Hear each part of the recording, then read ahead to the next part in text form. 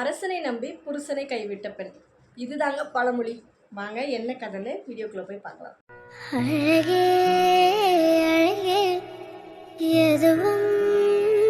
ஒரு அழகான கிராமம். அந்த கிராமத்தில் ஒரு மன்னன் ஆட்சி செய்துட்டு வராரு. அந்த மன்னன் எப்படின்னா ரொம்பவே உண்மையான திறமைக்கு தான் வேலை கொடுப்பாரு. அந்த அரண்மனையில் உண்மையான திறமை இருக்கவங்களுக்கு மட்டும்தான் வேலை கொடுப்பாரு.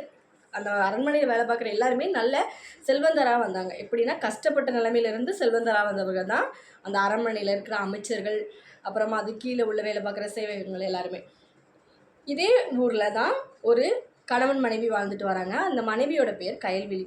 அவள் கணவன் நெசவு தொழில் செய்து வாழ்ந்து வரான். கொஞ்சம் தான் வருமானம் வரும், ஆனால் 3 வேளையும் சந்தோஷமான சாப்பாடு இருக்கும். அதிக ஆடம்பரம் இல்லாமல் நார்மலான ஒரு குடும்பத்தன்மையில் வாழ்ந்துட்டு வராங்க இந்த கயல்விழிங்கிறவங்க. அப்போது கயல்விழி எத்தனை நாள் நம்ம இப்படியே இருக்குது, நம்மளும் நகைகள் வாங்கணும், நிறைய வீடு வாங்கணும், கார் வாங்கணும் அப்படிங்கிற ஆசைகள்லாம், அதிகமான ஆசைகள், பேராசைகள்லாம் என்ன வந்துருச்சுன்னா கயல்விழிக்கு வந்துருச்சு. இதனால் கணவர்கிட்ட அடிக்கடி சண்டை போடுறது, இந்த மாதிரியே பண்ணிக்கிட்டே இருந்தாங்க.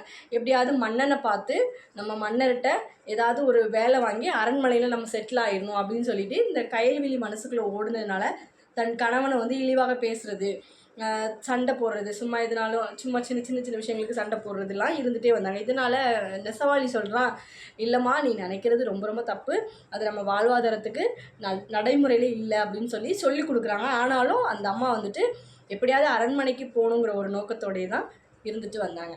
இப்படி இருக்கையில் ஒரு நாள் என்ன பண்ணுறாங்கன்னா, கயல்விழி தன் கணவனை விட்டு மன்னனை பார்க்க போகிறாங்க.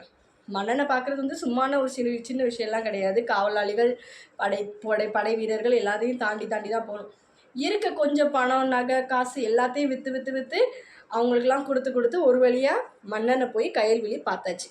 அதுக்கப்புறம் மன்னர் கேட்குறாரு, உனக்குன்னு தனித்திறமைகள் ஏதாவது இருக்கா அப்படின்னு கேட்குறாங்க.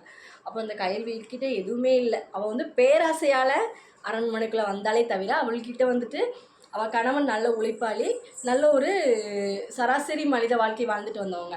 ஆனால் இவள் பேராசைக்காக வந்ததுனால மன்னர்கிட்ட எதுவுமே இல்லை, என்கிட்ட எந்த தனித்திறமையுமே இல்லை அப்படின்றனால மன்னன் என்ன பண்ணுறாருன்னா அவங்கள அந்த அரண்மனையை விட்டு வெளியில் அனுப்பிடுறாரு. இப்போ வெளியில் வந்தால் கயல்விழிக்கு என்ன பண்ணுறதுனே தெரில. கணவனையும் விட்டுட்டு வந்தாச்சு, அரசரும் நம்மளை என்ன பண்ணுறாரு, மன்னரும் இப்படி பண்ணிட்டாரு, வெளியில் அனுப்பிட்டாரு. என்ன பண்ணுறதுனே தெரியாமல் அழுதுகிட்டே தான் மனசில் ஓடிட்டு இருந்த ஒரே விஷயம், பேராசைக்கு நம்பி கெட்டின கணவனை விட்டுட்டோமே, ஐயோ அரசனை நம்பி நம்ம புருஷனையும் விட்டுட்டு வீதிக்கு வர்ற நிலைமை ஆயிடுச்சுன்னு சொல்லி ரொம்பவே அழுகுறாங்க. அடுத்து ஒரு பழமொழியோட ஒரு கதையில் பார்க்கலாம். மறக்காமல் நம்ம சேனலை சப்ஸ்கிரைப் பண்ணி வச்சுக்கோங்க.